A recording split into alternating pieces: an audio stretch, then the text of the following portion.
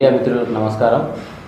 ఈరోజు బీసీ సమాజ్ జిల్లా కార్యాలయంలో ఏర్పాటు చేసిన ఈ విలేకరుల సమావేశంలో ముఖ్యంగా రాబోయే లోక్సభ ఎన్నికల్లో మన బీసీ జనాభా ప్రాతిపదికన అన్ని పార్టీలు బీసీలకే సీట్లు కేటాయించాలని, అప్పుడు కానీ మన బీసీలందరము ఒక బీసీ నాయకుడిని ఎన్నుకొని మన బీసీ గలం వినిపించేటట్టు, బీసీ సమస్యల గురించి చర్చించేటట్టు ఒక నాయకుడిని తయారు చేసి లోక్సభకు పంపిద్దామన్న ఒక ఆలోచన.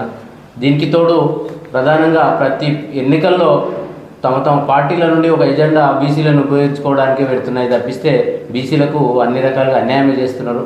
వాళ్ళు ఇచ్చిన మాట ప్రకారం ఎవరూ చేయలేదు. ఇప్పుడు ప్రస్తుతం ఉన్న రాష్ట్ర ప్రభుత్వం ఎన్నికల ముందు బీసీ గణన అని చెప్పింది, ఇప్పుడు కులగణన అంటుంది. అంటే కులగణన చేసేసి గతంలో ఉన్న ప్రభుత్వం మాదిరిగా ఆ కులగణనని బహిర్గతం చేయకుండా మళ్ళీ మోసం చేసే అవకాశాలు చాలా వరకు కనపడతా ఉన్నాయి.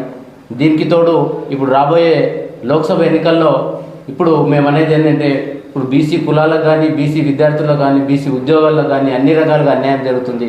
కాబట్టి ఈడబ్ల్యూఎస్ పథకాన్ని వ్యతిరేకించే ప్రభుత్వాలకే మేము మద్దతు ఇస్తాం. లేకపోతే ఈ లోక్సభ ఎన్నికల్లో ఈ ఈడబ్ల్యూఎస్ను వ్యతిరేకించే వ్యక్తులకు ఎట్టి పరిస్థితులలో దాన్ని సమర్థించే వ్యక్తులకు మేము సహకరించమని చెప్పేసి గంటపదంగా చెప్తున్నాం.